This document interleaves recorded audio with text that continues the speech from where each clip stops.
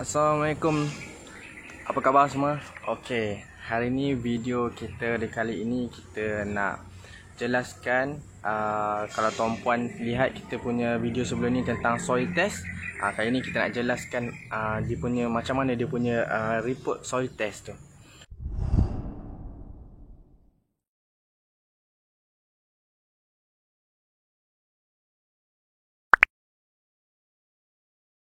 Okey, iaitu tempat yang sama di Salak Tinggi, rumah klien Muhammad Zaki.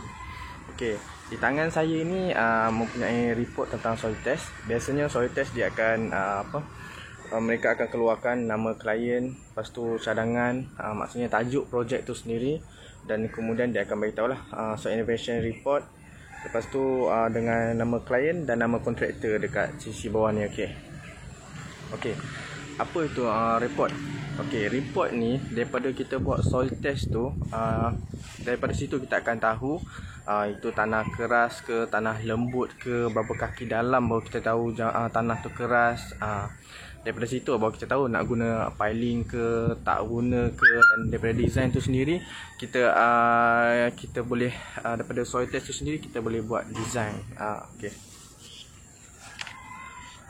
Okey, tajuk yang pertama dia macam biasa, dia ada integration dia, penerangan, konten setiap page. Okey. Yang kedua, dia akan jelaskan kat sini report ini tentang untuk membina penambahan di sisi belakang ruangan dapur. Lepas tu skop dia akan jelaskan juga iaitu dua skop yang kita telah buat, iaitu dua nombor lah, 2 point Macintosh test, Macintosh Pro test. Okey. Lepas tu ujian ni dia akan jelaskan dekat sini. Okey, dekat sini dia akan bagi tahu kita siap-siap. Maknanya kalau report ni dia akan bagi tahu.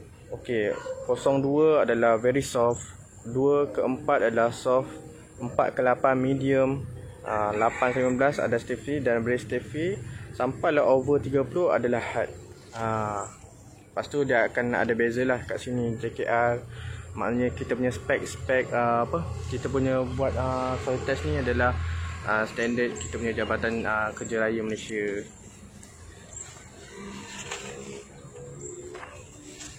Okey, daripada report ni dia akan jelaskan kepada kita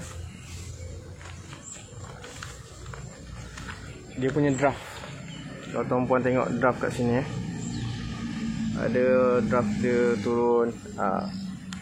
Dia akan bagi tahu hentakan tu keras tu berapa dalam, kita punya besi tu masuk sampai ke tahap berapa. Berapa yang tertentukan dekat sini.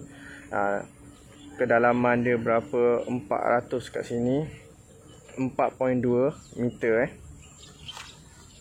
masuk dia dekat sini. Dia punya draft. Lepas tu daripada draft tu kita juga akan dapat detail kita punya progress, work progress. Maknanya kerja-kerja kita tu detail dekat on site.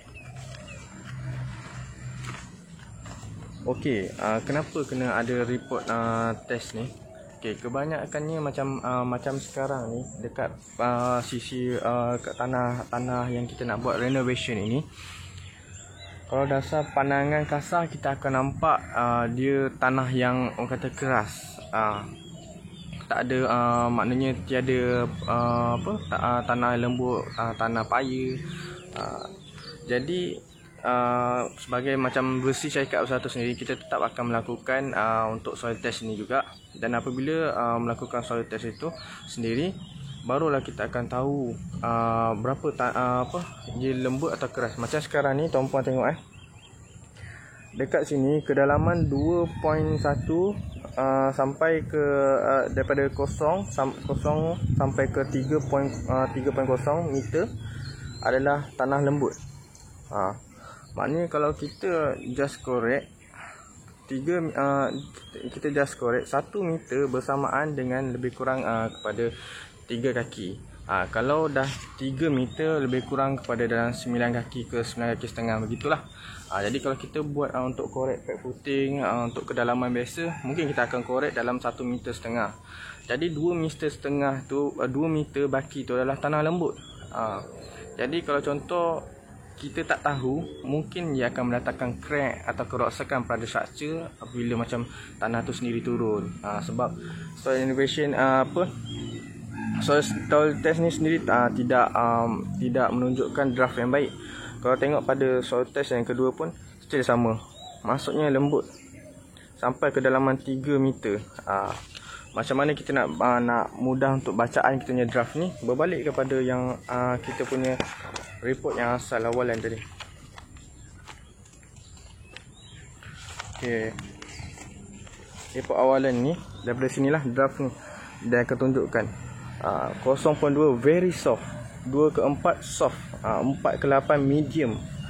Jadi dekat sini pun sudah menunjukkan paras 3. Paras 3 bacaan. Jadi itu adalah terlalu kita punya tanah ni terlalu lembut lah. Jadi setelah kita dapat bacaan soil test ni, kita dapat report dia, kita serahkan kepada engineer dan engineer memilih untuk menanam kayu bakau. Walaupun penanaman kayu bakau ni adalah satu kita punya inisiatif yang paling mudah dan jimat kos.